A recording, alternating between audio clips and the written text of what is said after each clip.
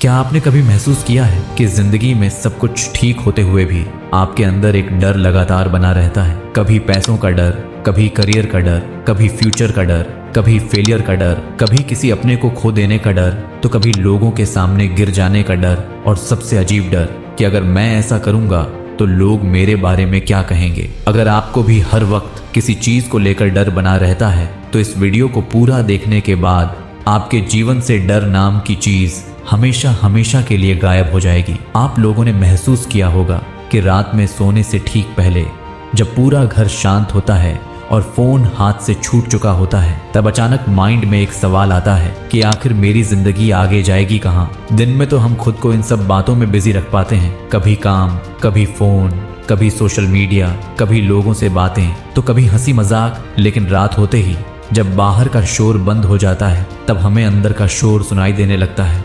हमें करियर का डर, पैसों का डर, फ्यूचर का डर, किसी अपने के दूर चले जाने का डर, और सबसे ज्यादा खुद को पीछे छूट जाने का डर लगा रहता है।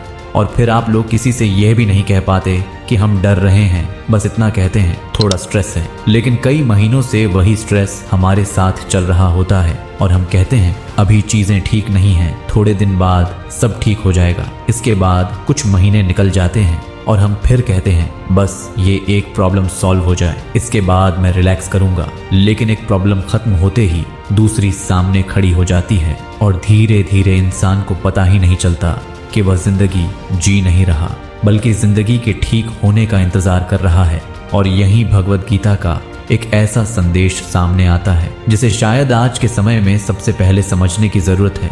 गीता हमें यह नहीं कहती कि तुम्हारी जिंदगी में डर नहीं आएगा, बल्कि वह इससे कहीं ज्यादा गहरी बात कहती है। गीता कहती है डर आएगा, लेकिन तुम्हें हर बार उसके अनुसार जीना जरूरी नहीं है। हम डरते आखिर किस चीज से हैं? एक पल के लिए आप अपने डर को ध्यान से देखिए। क्या आपको सच में उस चीज से डर लगता है जो अभी आपके सामने है, या फिर उस चीज से डर लगता है जो शायद कल हो सकती है? एक जॉब अभी गई नहीं है, लेकिन हम पहले से सोच रहे हैं अगर चली गई तो। रिलेशनशिप अभी टूटा नहीं है, लेकिन माइंड पूछ रहा है अगर उसने मुझे छोड़ दिया तो। बिजनेस अभी बंद नहीं हुआ, लेकिन हम इमेजिन कर रहे हैं अगर सब पैसे डूब गए तो। एग्जाम का रिजल्ट अभी आया नहीं, लेकिन अंदर से हम खुद को पहले ही फेलियर मान चुके हैं। यानी घटना बाद में होती है और हमारा डर उससे पहले पैदा हो जाता है। यही हमारे माइंड की एक अजीब आदत है, वह फ्यूचर को पहले से जीने लगता है और फिर एक ऐसी प्रॉब्लम के लिए भी इमोशनल एनर्जी खर्च हो जाती है जो शायद कभी आएगी ही नहीं।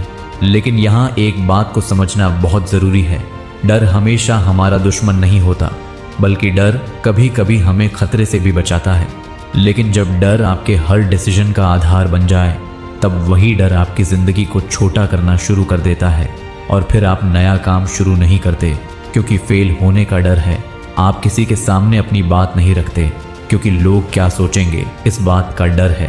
किसी गलत रिलेशनशिप से बाहर नहीं निकल पाते क्योंकि अकेले रहने का डर है। आप अपने सपने के पीछे नहीं जा पाते क्योंकि शायद सक्सेस ना मिले, इस बात का डर है। और सबसे खतरनाक बात, कई बार हम अपनी जिंदगी का सबसे बड़ा डिसीजन इसलिए नहीं लेते क्योंकि हमें गलत डिसीजन लेने से डर लगता है।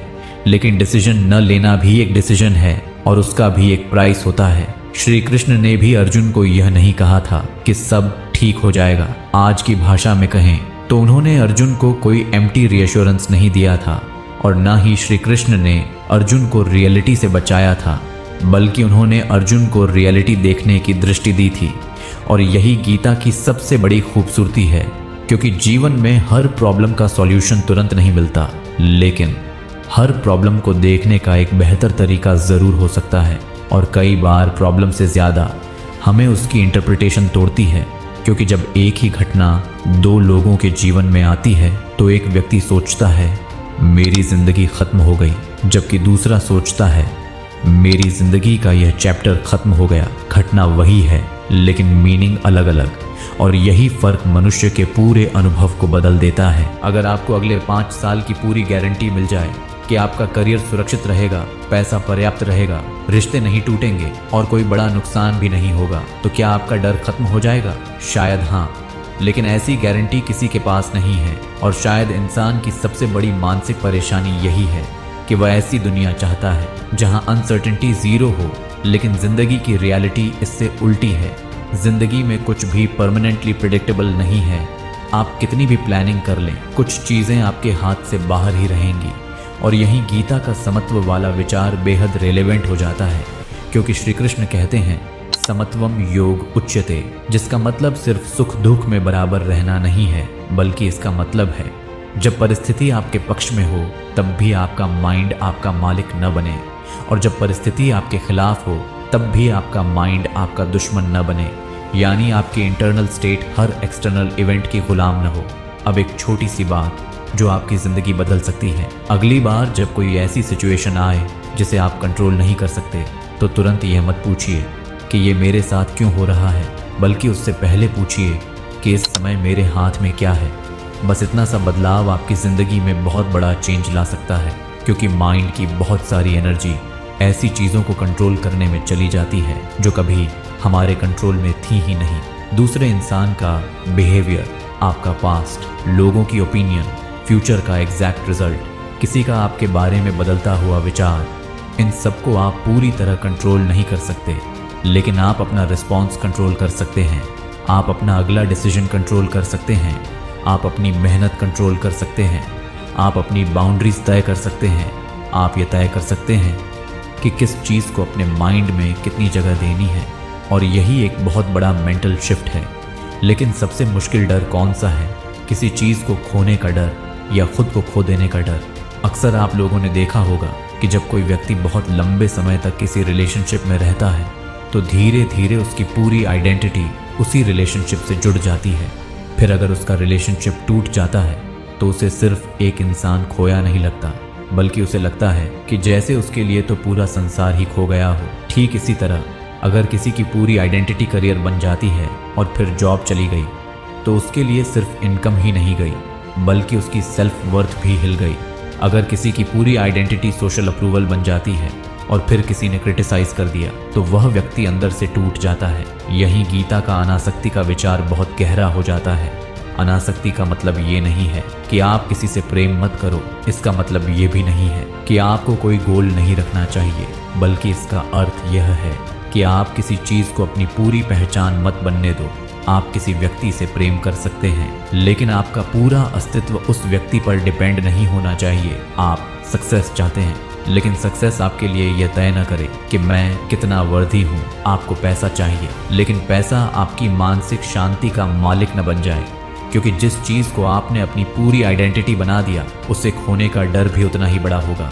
यहीं एक और अनकंफर्टेबल सवाल बनता है, अगर कल आपसे आपकी जॉब छीन ली जाए तो क्या आप फिर भी खुद को वही इंसान मानेंगे? अगर कोई आपको रिजेक्ट कर दे तो क्या आपकी वैल्यू कम हो जाएगी? अगर कोई आपके बारे में गलत ओपिनियन बना ले तो क्या वो ओपिनियन आपकी रियलिटी बन जाएगी? अगर किसी का साथ आपकी जिंदगी से चला जाए तो क्या आपकी पूरी जिंदगी भी उसके साथ चली जाएगी? अगर इन सवालों के जवाब आपको अंदर से अनकंफर्टेबल कर रहे हैं, तो शायद आपको अपनी जिंदगी की एक चीज पर काम करना है, और वो है आपकी इनर आइडेंटिटी।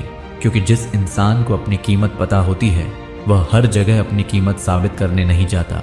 आप डर को खत्म करने की कोशिश मत कीजिए, बल्कि डर के साथ सही काम करना सीखिए। क्योंकि बहादुर व्यक्ति वह नहीं होता जिसे डर नहीं लगता, बल्कि बहादुर व्यक्ति वह है जिसे डर लगता है, लेकिन फिर भी वह अपने विवेक के अनुसार कदम उठाता है। अगर आपको डर लग रहा है कि बिजनेस फेल हो जाएगा, तो पहले प्लान बनाइए, प्रिपरेशन कीजिए, रिस्क समझिए, और फिर जो सही लगे वह कीजिए। याद रखिए, लोग आपकी जिंदगी का परिणाम नहीं भुगतेंगे, सिर्फ आप भुगतेंगे। इसलिए अपने जीवन के सबसे बड़े डिसीजंस सिर्फ लोगों की ओपिनियन के आधार पर मत लीजिए। अगर आपको डर है कि आपसे गलती हो जाएगी, तो एक बात हमेशा याद रखिए, गलती करने का डर कई बार उस जिंदगी से ज्यादा महंगा होता है जो आपने कभी जी ही नहीं। श्री कृष्ण हमें एक और गहरी बात सिखाते हैं, आपको हर सवाल का जवाब आज ही नहीं चाहिए। आपको पूरी जिंदगी का रास्ता आज ही नहीं देखना चाहिए। कई बार हम इतना आगे देखना चाहते हैं कि हमारे सामने पड़ा हुआ अगला कदम भी दिखाई नहीं देता। करियर कहाँ जाएगा, अगले 5 साल में क्या होगा, कौन साथ रहेगा, कितना पैसा होगा, क्या मैं सफल होऊंगा, क्या मेरी जिंदगी बदल जाएगी? और इन सवालों के बीच हम आज क्या कर सकते हैं, हम ये भूल जाते हैं। लेकिन जिंदगी अक्सर पूरी सीढ़ी नहीं दिखाती, बस अगली सीढ़ी दिखाती है, और शायद उतना ही पर्याप्त है। अगर आज आप किसी डर के बीच खड़े हैं, तो शायद आपको मोटिवेशन की जरूरत नहीं है, शायद आपको क्लैरिटी की जरूरत है। इसीलिए एक बार शांत मन से बैठिए और अपने डर का नाम लिखिए। फिर अपने आप से पूछिए, क्या ये डर किसी वास्तविक समस्या से जुड़ा है? अगर हाँ, तो एक्शन तय कीजिए, और अगर नहीं तो देखिए कि आपका माइंड किस फ्यूचर को बार बार इमेजिन कर रहा है। इसके बाद पूछिए कि इस सिचुएशन में मेरा कर्तव्य क्या है। अंत में एक और सवाल, अगर मुझे रिजल्ट की गारंटी न भी मिले तो क्या मैं फिर भी सही काम करूंगा? अगर जवाब हाँ है तो आप धीरे धीरे फियर के ऊपर उठना शुरू कर रहे हैं। याद रखिए, जिंदगी में डर कभी भी पूरी तरह खत्म नहीं होगा। कल भी अनसर्टेनिटी होगी, लोग बदलेंगे, कुछ रिश्ते बदलेंगे, कुछ प्लान्स फेल होंगे, कुछ लोग आपको समझेंगे नहीं, और कभी कभी आप खुद भी खुद को समझ नहीं पाएंगे। लेकिन आपको ऐसी जिंदगी नहीं चाहिए जहां कोई प्रॉब्लम ही ना हो, बल्कि आपको ऐसी इनर स्ट्रेंथ चाहिए जहां प्रॉब्लम आए तो आप फिर भी खुद को संभाल सकें, जहां फेलियर आए तो आपकी आइडेंटिटी न टूटे, जहां कोई छोड़ कर जाए तो आपका पूरा अस्तित्व उसके साथ न चला जाए, जहां फ्यूचर अनसर्टेन हो फिर भी आप आज का सही कदम उठा सकें। क्योंकि असली शांति उस दिन नहीं आएगी जिस दिन आपकी जिंदगी में प्रॉब्लम्स खत्म हो जाएंगी, बल्कि असली शांति उस दिन मिलेगी जिस दिन प्रॉब्लम्स के बीच भी आपका मन अपना संतुलन खोना बंद कर देगा। और शायद यही गीता का वह ज्ञान है जिसकी हमें आज सबसे ज्यादा जरूरत है। दुनिया को अपने हिसाब से चलाने की कोशिश मत कीजिए, बल्कि अपने मन को इतना मजबूत बनाइए कि दुनिया आपके हिसाब से न चले तो भी आप टूटे नहीं। क्योंकि आपका भविष्य आपकी आज की चिंता से नहीं बनेगा, बल्कि वह बनेगा आज आपके द्वारा उठाए गए उस एक सही कदम से, जिसे उठाने से आपका डर आपको रोक रहा था। इसलिए डर को खत्म मत कीजिए, बल्कि उसे समझिए, उसे देखिए, और फिर उसके बावजूद आगे बढ़िए। शायद यही वह क्षण है जहां आपका डर आपकी कमजोरी नहीं, बल्कि आपकी अगली शक्ति बन सकता है। इसीलिए आज से ही भविष्य की चिंता करना छोड़ दो, और वर्तमान में आपके पास जो कुछ भी है उसी में संतुष्ट रहो। आधा डर तो आपके जीवन से स्वयं ही समाप्त हो जाएगा। अंत में मैं आपसे यही रिक्वेस्ट करूंगा कि इस वीडियो को उस इंसान तक जरूर पहुंचाइए जो इस समय बाहर से मजबूत दिख रहा है, लेकिन अंदर ही अंदर किसी डर से लड़ रहा है।